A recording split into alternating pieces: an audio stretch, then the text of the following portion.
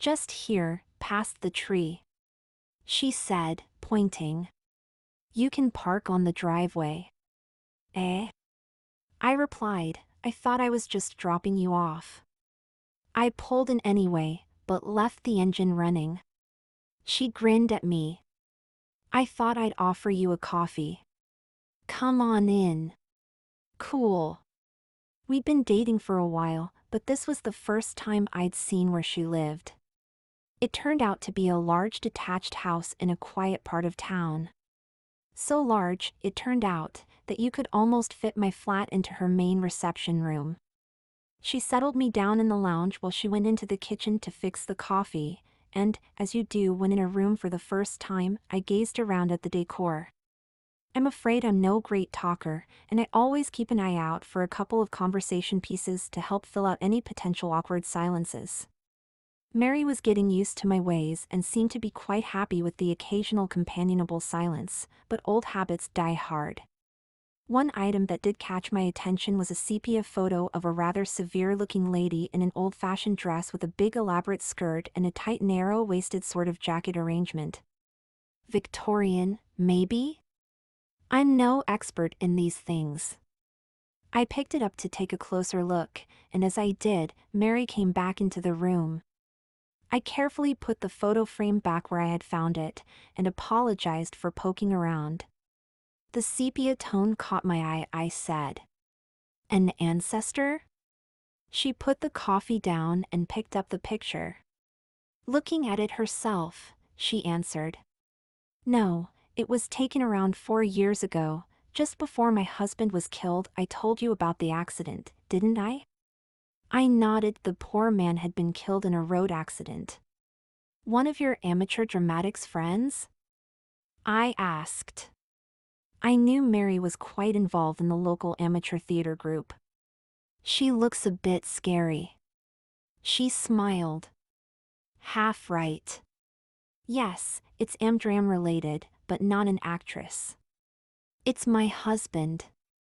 Oh, I get it, I said. Photoshop? Good job, they blended it in perfectly, brightness and contrast are spot on. I couldn't see any sign of a join. No. No trickery, she replied. He's actually wearing the dress. She put the photo back on the shelf and gave it a little pat. You don't believe me, do you? She asked. Well, I said. Men just aren't that shape, for starters. And, if you don't mind me asking, what on earth was he doing wearing a dress anyway? Especially one so old-fashioned. It's a long story, she said, it's the amateur dramatics. You see, he was the stage manager, and they always used to have parties after the final performance of each run where the production staff would change places with the actors. They used to draw lots for who would play each part, and once, they got the male and female roles mixed up and he ended up playing the female lead. Of course, he knew the script by heart, having sat through the play umpteen times. Well, the whole thing proved to be such a laugh, it became a tradition at each end of Run Bash to give him the female lead, and it just went on from there. They even used to get costumes made up for him as well as the actresses. Well, I said, judging by the photo, he did a pretty good job of it. I can usually spot a drag act, but not that one. It wasn't a drag act, she snapped. It was a joke that became a tradition in the company. Actors are very superstitious, you know. Do I take it you don't approve? Her voice had gone decidedly frosty. Not at all, I protested. I'm not judging him, I'm just saying. Most do. Especially blokes, she butted in, talking right over me. Make a judgment, that is. Do you know, I even had one idiot in here who said that I must be desperate for a real man after being married to a sissy who wore dresses. He couldn't understand why I threw him out. He was an idiot, I snorted. Besides, I seem to remember reading somewhere that most transvestites are heterosexual. I realized I had dropped a major clanger and backpedaled furiously. Not that I'm suggesting your husband was a transvestite, of course, except in the purely literal sense of the word. She had calmed down a little, but was still on the defensive. So how'd you feel about my husband wearing a dress? Really? The truth, now. Well, you must admit it's a little odd, I said. It doesn't disgust me, if that's what you mean. At the risk of being kicked out, I must say I'm not surprised that people jump to the wrong conclusions occasionally. And what conclusions have you jumped to? She asked. I haven't. I never met the man. Obviously, you didn't mind, and that's the important thing. As to his sexuality, I wouldn't dream of judging a total stranger on the evidence of one photograph. You obviously loved him, and that's all that matters. End of conversation. If indeed that photo is genuine, and you're not just winding me up. Why on earth would I want to do that? She asked. I don't know, I replied. To find out what sort of person I am, I suppose. I don't know, it's just that the whole thing seems a little contrived. By now, I was getting a little irritated, and I think it showed. Okay, calm down. You're partly right, I do use that photo for its shock value. It tends to expose the macho idiots, and I have no time for them. But the story is true. I must have still looked a little skeptical. Look, wait there a minute, she said, leaving the room. I heard her going upstairs. She reappeared a few minutes later, carrying 2 of those opaque plastic bags that dry cleaners pack clothes in. She pulled off the plastic to reveal a complicated-looking long green skirt in one, and some kind of shiny material, and a sort of matching jacket or top or something in the other. They certainly looked a lot like the ones in the photo, although I was surprised it came in 2 pieces rather than one complete garment.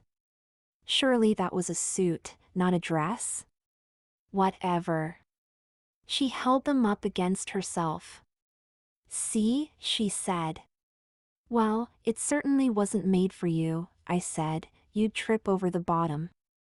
Indeed, the skirt trailed a good few inches of fabric on the floor and the top was clearly too big. She laughed. I did try it on once. I looked like a little girl wearing mummy's clothes. Or great-grand-mummy's, I suppose. Come here for a second. Before I had a chance to move, she stepped forward and held the 2 pieces up against me. Just about right, she said. You're a touch taller, maybe an inch or so. We can cope with that. I took the skirt from her.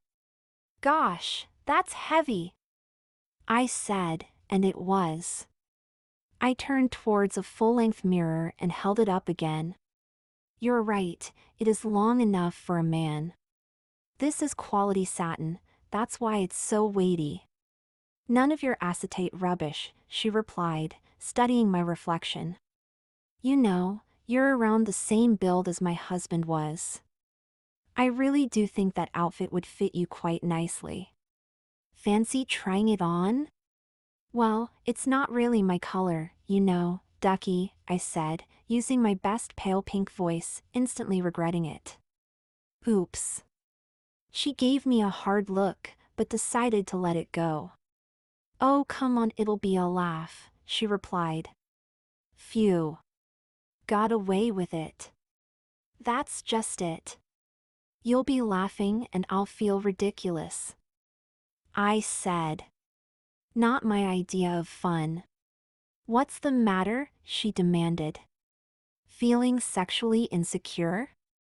Do you think that if you put a dress on you'll turn gay or something? Or was that stuff about transvestites and male sexuality just a load of hogwash? Ducky? Look, I'm sorry about the stereotype, it just slipped out, I protested. You're putting me on the spot, but I meant what I said. Then put your money where your mouth is. Come on, put up or shove off. I like hypocrites only slightly more than macho dickheads. Bloody hell. If I turned her down, that was the end of what promised to be a great relationship. But if I accepted, what was I getting into? Was this just some weird character test, or was there something more to it? Suddenly I realized she hated her husband's hobby and wanted to be sure I was normal. I was supposed to refuse. You said dick swingers, not dickheads, and I am not wearing a dress for you or anyone else, I said firmly. Now put that away and come and sit down. She stood there, glaring at me. Get out then. If it was good enough for Michael, it's good enough for you. You're nothing but a bloody hypocrite. So sure I need a real man and so afraid of anything that impacts your manly self-image. What else could I do? I liked her a lot, and I'd rather look an honest fool in her eyes than a lying hypocrite.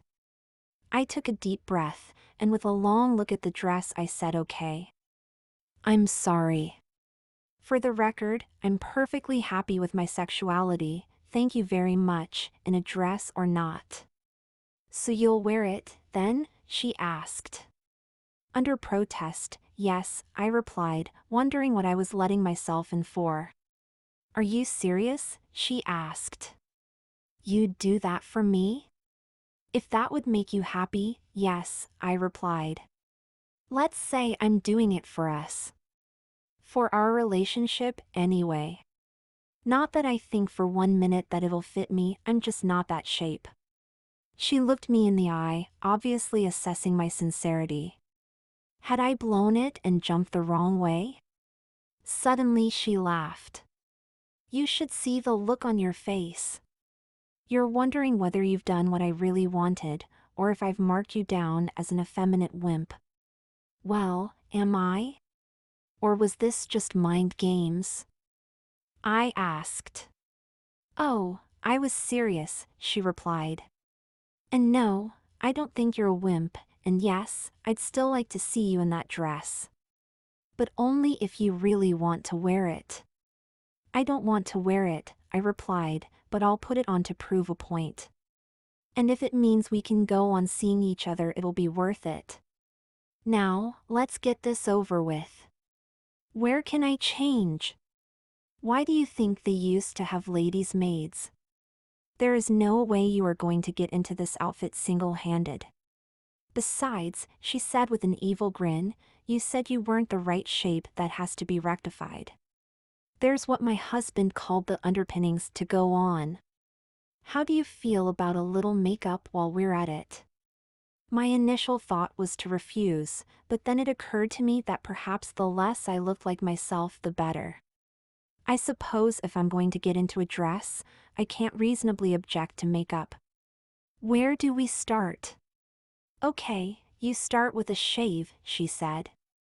Pop up to the bathroom on the landing and have a look in the cabinet, you'll find razors and so on. Have a wash while you're at it. I didn't think I needed the wash, but I didn't want to stain anything. So, off I went to the bathroom and got rid of my 6 o'clock shadow, washed above the waist and found some antiperspirant. Looking at myself in the mirror, I couldn't help wondering what I would look like when she had finished with me. When I was finished cleaning up, I put my shirt back on and walked out onto the landing where Mary was waiting for me. I was still unsure if I was doing the right thing. What if she was one of those women who got their kicks from humiliating men? Full of second thoughts, I followed her into one of the back bedrooms. In here, she said over her shoulder. I've got everything ready. I walked in and saw that she had laid out some kind of cotton clothing on the bed. She went through them one by one. These are the bits you can do yourself, the drawers go on over the stockings and garters. Then the bra, then this chemise goes on top of everything else. The bra's an anachronism, but you need the shape. Okay? Bloomers, stockings, and a bra? I protested without much conviction. Is that really necessary? It's not as if you'll be able to see my legs or anything. Trying to wimp out? And their drawers. Bloomers are something else. This is weird, I said. Not many men would be accused of being a wimp for not wearing women's underwear. Okay, I'll put the damn things on over my boxers, but you stay out until I've got the whole lot on. She'd already told me about being helped, of course, but I still felt nervous about being seen in drag, especially underwear. So, go away while I figure out how to get into this lot. And you'd better not laugh when you come back. She left, laughing. I closed the door and turned to the job in hand. I'd watched any number of girlfriends getting dressed, so it didn't seem too difficult. Having stripped to my underwear, I carefully pulled on the stockings, which turned out to be a lot shorter than I expected. The heavy garters slid on over those, then I stepped into the drawers, which were like long calf-length lace-trimmed shorts and looked truly awful. To my surprise, they were spectacularly open-crotched, like two separate legs linked only at the waistband. There was a button fastening and no indication of it being at the front or the back, so I just did it the easy way. Getting into the bra, which was partly stuffed with what felt like sewn-in bean bags, was trickier than I thought it would be, until I remembered to do it up back to front, then move it around and bring the straps up. Then I slipped the long sleeveless thing on over my head. A quick look in the mirror confirmed my fears. I looked a total prat. I opened the bedroom door and called down. I'm ready, and remember, you're not to laugh. I look a right bloody idiot. She came back up and looked me over. Not too bad. Can you manage size 10 shoes? She started rummaging in the wardrobe and came up with a pair of low-heeled ankle boots. These will go with the dress, if you can get into them. Well, they'll be tight, but it's not as if I've got to walk miles in them, is it? I'll put them on later. Well, it is possible to fasten boots when you're in a corset, but it takes a bit of practice. I'd recommend doing it now. Oh God. That sounded ominous. I sat on the bed and wriggled my large hairy stockinged feet into the boots. They were tight, but slid on smoothly over the stockings.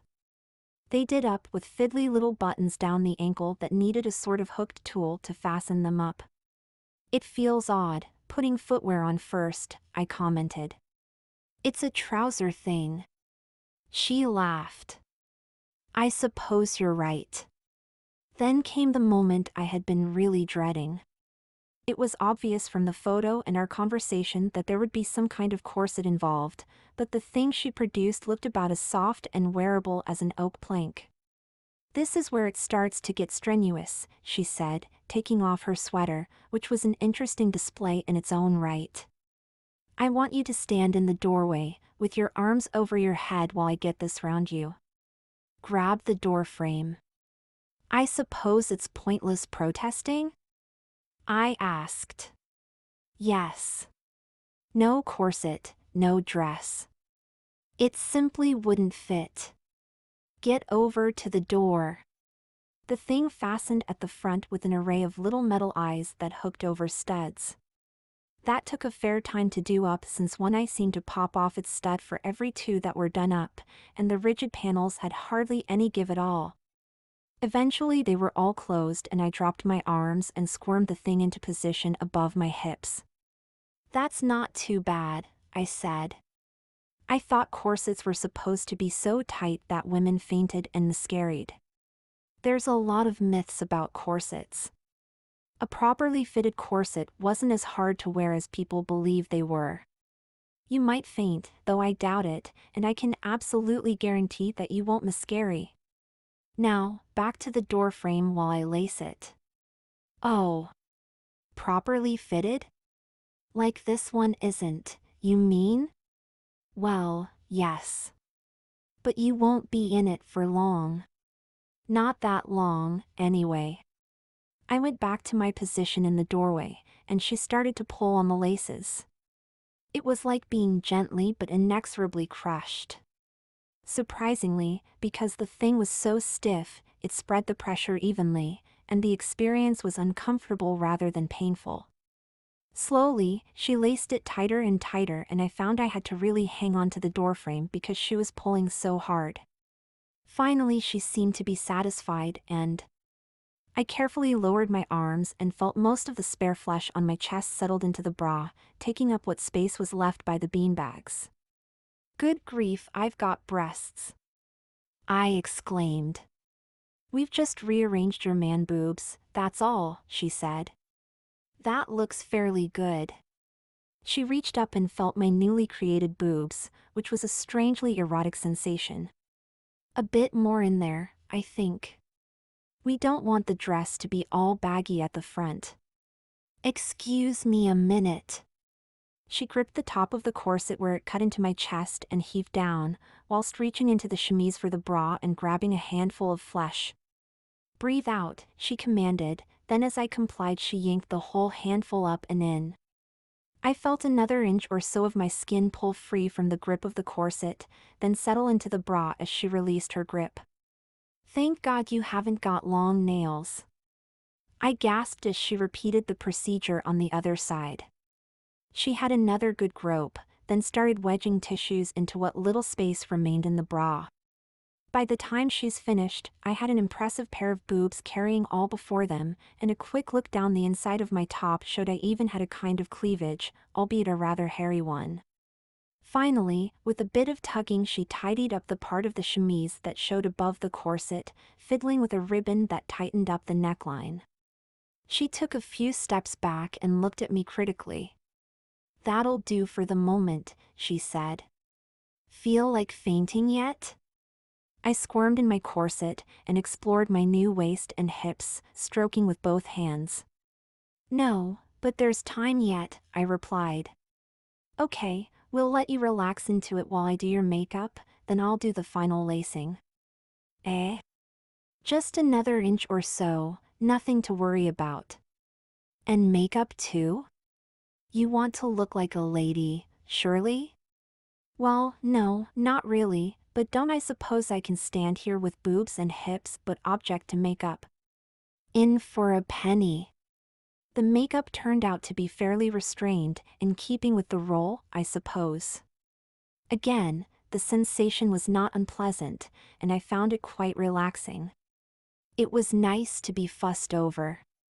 She laid on a light foundation, beefed up with a concealer in the appropriate places. On top of this went powder, then some pale blusher to shape my face. Eyes were lightly shadowed in gray, and the lips were a medium red. The overall effect was natural rather than drag artist, thank God. She finished it off with a wig, the hair put up in an elaborate twisted style with a short fringe. Back to the door frame, and that last inch was winched from off my waist, and the laces were crossed over and looped around to the front, where they were tucked under a sort of hook to keep them out of the way. Giving me one final check, she turned and picked up sort of sleeveless vest. Corset cover next. Arms up. What's this for? I asked, as she pulled it down around me. It's a bit redundant, isn't it? It protects your valuable dress from being damaged by your corset. How about protecting valuable me from damage by my corset? That's what the chemise is for. Under petticoat next over your head, please. This is to protect your modesty if your skirts blow up in the wind. I did as I was told, and let her maneuver it down, button it and tie the drawstring at the back. I must admit the feel of the cool fabric hanging around my legs was quite nice. She picked up what looked like a little pillow. Turn around, please. Let's get your bustle sorted. She positioned it on my backside and tied it into place with yet another drawstring, fiddling with the final position. I suddenly realized what that hook on the corset was for. It kept all these strings and laces down below the waistline so they didn't clutter up the outline. I'm adjusting it to sit properly on your butt, she explained. We don't want it wandering around. What, my butt? I laughed. Funny. There, that's done, she said, stepping back. A few years earlier and you'd have had the full wire cage bustle and a bum like a bus. I reached back and felt my way around the contraption. Got it. What's next? Another petty, I'm afraid. This one wraps round. Resigned to my fate, I raised my arms again and let her attach the mass of fabric. This one was very full and longer at the rear, with some tears of fabric, clearly designed to sit over the bustle while still sweeping the ground. How on earth do I move in all this? I asked. Just kick it out of the way as you walk. A little later in time and you would have had a full cage crinoline to deal with, she said as she moved around me, fluffing things out and generally fussing around. Those things were a real bugger to maneuver around in. She stepped back. Now she said, after another critical inspection, that corset will throw your posture off. Just be very careful how you move, especially sitting down and standing up. Off you go. Let's see you walk. Make those pettis rustle. As I walked slowly across the room, I could see what she meant. My hips showed an alarming tendency to swing from side to side, and had to keep my back really straight. I also found out what she meant about the rustling. I stopped at the mirror, and the comparison between my nipped waist and my hips, covered as they were in the voluminous petticoats, was amazing. I was looking more feminine, at least in the figure department, than I would have thought possible. She moved me back to the center of the room, then picked up the skirt and carefully lowered it over my head and fastened it around my waist. It looked like they'd thrown the entire pattern book at. It was a riot of flounces, frills, bows, pleats, gathers and other sewing-related things I didn't know the name of. Once that was in place, she dropped to her knees and started rummaging around under the skirt, finally producing a tape which she proceeded to tie behind my legs. What on earth? I protested. It's to flatten the front of the skirt and keep the back nice and full, she replied. Ah. Got it. It makes walking a bit tricky but keeps that rear looking good. Ready for the bodice? I suppose. She helped me slide my arms into the sleeves, and the cold feel of the smooth-lined material slipping along my bare skin made me shiver. With a great deal of tugging and tweaking, the bodice was on and settled into place around my new boobs and narrow waist. Both the deep cuffs on the sleeves and the front of the bodice fastened with tiny little buttons, and getting the thing done up seemed to take ages. At last, with a few final tugs, I was dressed. She looked at me critically. Just a couple of finishing touches, I think, she said. She handed me a pair of fingerless gloves and white lace to put on, while she rummaged in a jewelry box on the dressing table. She came up with a cameo brooch that she pinned to the front of the high collar and a pair of matching clip-on earrings. There, she said. All done. Taking a deep breath, or as deep a breath as the corset allowed, I carefully turned to look at myself in the mirror. Looking back at me was the figure from that damned photograph, the perfect Victorian woman of substance. I looked down at the tight shiny bodice with all those little wrinkles along the seams and below that the skirt sweeping down to the floor. Close up, the detailing on the dress was amazing. Every seam was double sewn, and the front of the bodice had a double row of decorative ruffles, like the front of a dress shirt but far more feminine. There was an underskirt sporting a bewildering array of more pleated ruffles at the hem and in rows above, and two open-fronted overskirts with ruffled hems, one shorter than the other, that swept back on each side down to floor level at the back.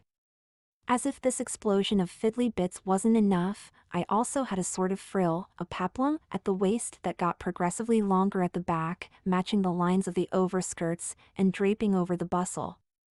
The whole outfit weighed a hell of a lot more than the old army greatcoat I kept for serious winter weather.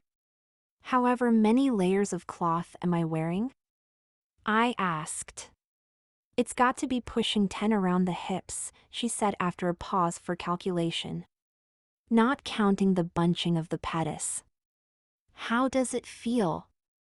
Hot and heavy, I replied. But it's nowhere near as uncomfortable as I thought it would be. Well, not as painful, anyway. I can't see how your lot could wear this all day, though. As I said, all day, every day, she replied. In fact, that's a morning dress. The Victorian lady of fashion would change several times in the course of a day. And of course dinner would have been very formal. Good grief, I replied. Fancy going through that rigmarole 3 times a day. I don't think I could sit down in this, let alone eat a meal. As for being trussed up like a chicken all day, well, why don't you try wearing it just for an hour or so? It may give you some idea of what it was like. Call it a lesson in social history. In fact, your mate has just decided to take some time off, so you're stuck in there until she sees fit to return. You just can't get the staff these days, I quipped. She was right though. A few exploratory fiddles with the fastenings showed that this wasn't something I could just slip out of. You're enjoying this, aren't you? I asked. It was obvious she was having fun, probably at my expense. However, the sensations I felt as I walked carefully around the room were more pleasant than otherwise, so I decided to go along with it. In fact, I must admit I was enjoying myself too. I was actually getting a little aroused by the whole experience. Okay. I don't have a lot of choice, do I? I said, feigning reluctant agreement. I'm stuck in this thing until you let me out.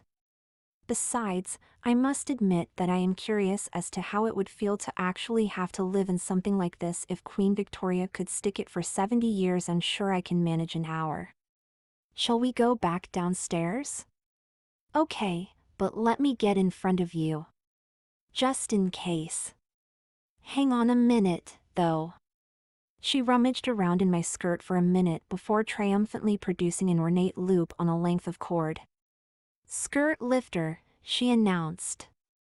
With that, I turned and followed her out onto the landing, chin up, back ramrod straight and my new bosom thrust out before me and the skirt following behind, my petticoats rustling away with every tentative step.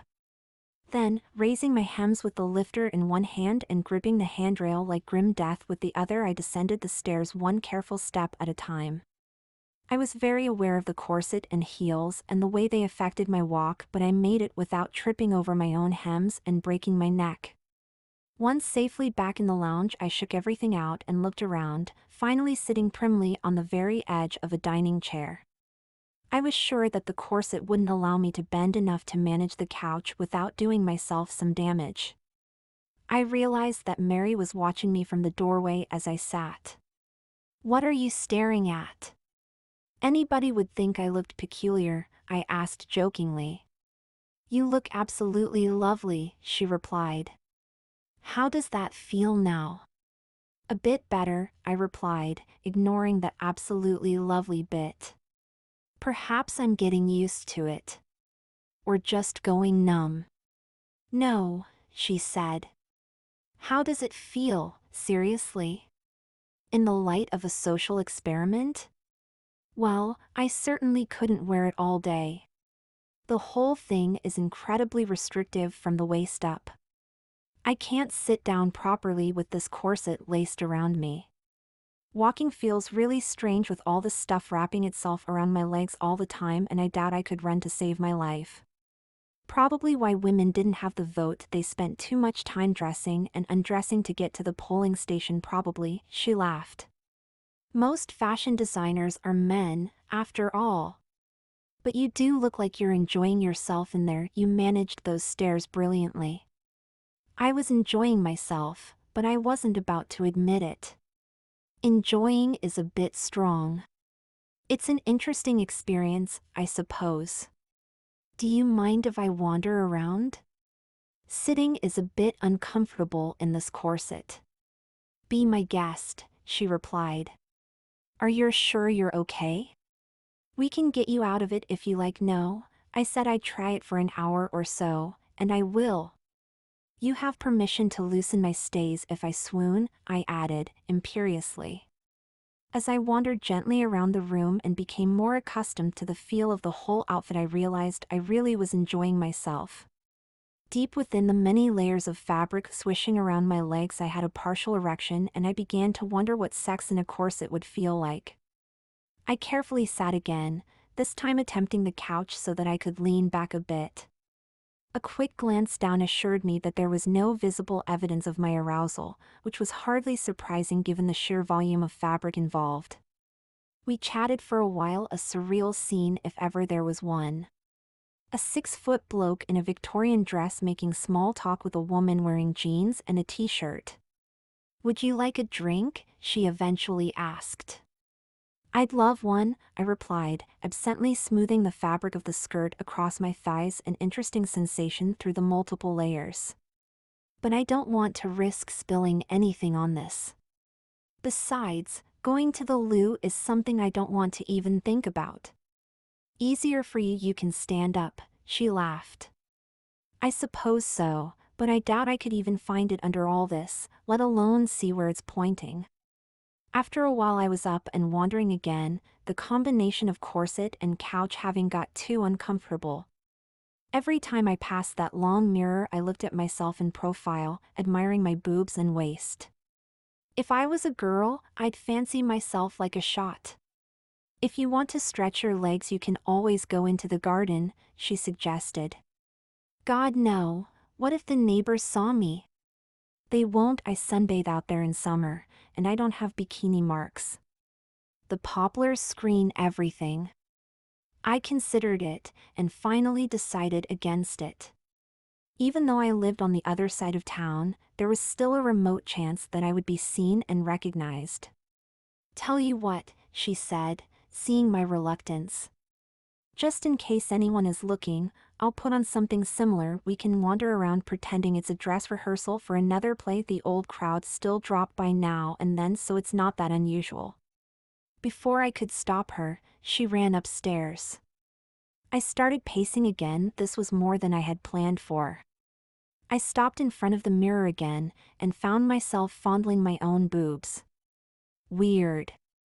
Eventually she reappeared, wearing what looked like a maid's dress from the same period, complete with frilly cap and long apron. "I thought I'd get into the spirit of the thing," she laughed, giving me a curtsy. "Is madam ready to promenade?" What the hell, I thought, in for a penny. "Okay. Let's go for it," I said, heading for the patio doors and carefully peering out. She was right about the poplars. "Locks, ma'am," she squawked. "What are you a-thinking of? You've forgot your 'at." I turned, and sure enough she had a little hat in her hands. Before I could back off, she had clapped it on my head at a jaunty angle and pinned it to my wig. "There. If anyone does see you they certainly won't recognize you. And just to make certain, there's a frilly parasol as well." I turned back to the mirror, and she was right, I didn't recognize myself, so what chance did a neighbor have? So, there we were, walking sedately around the garden in the evening light.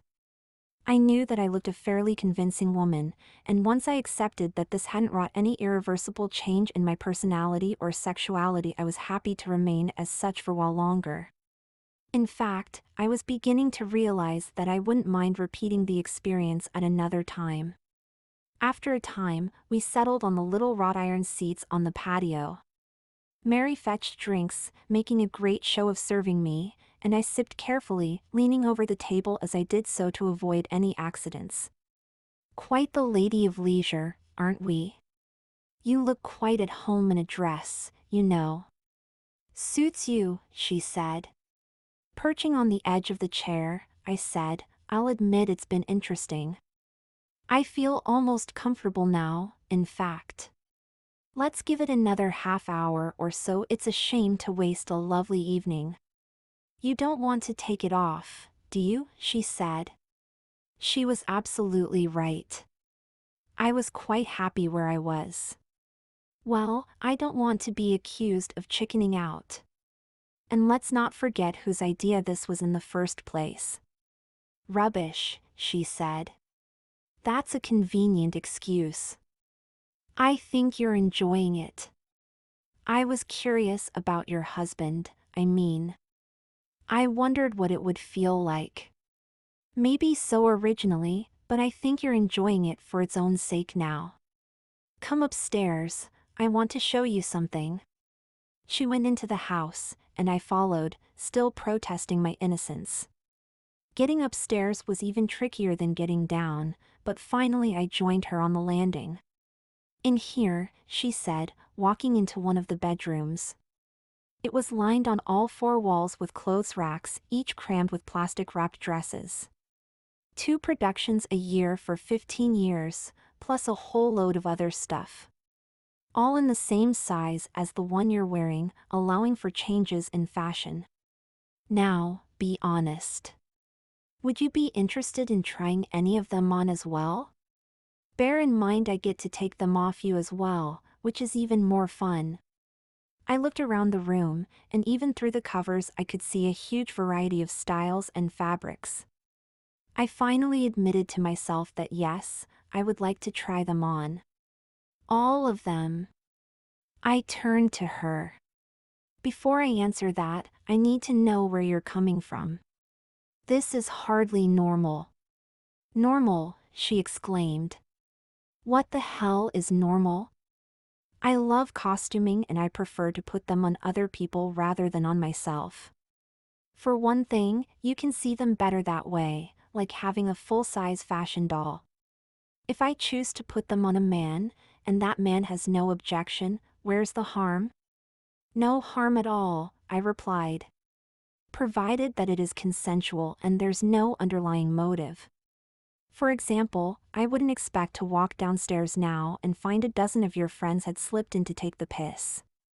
Purely private, she said. What do you say? I looked around the room for a moment, then grinned at her. I say I'll be learning a lot more social history.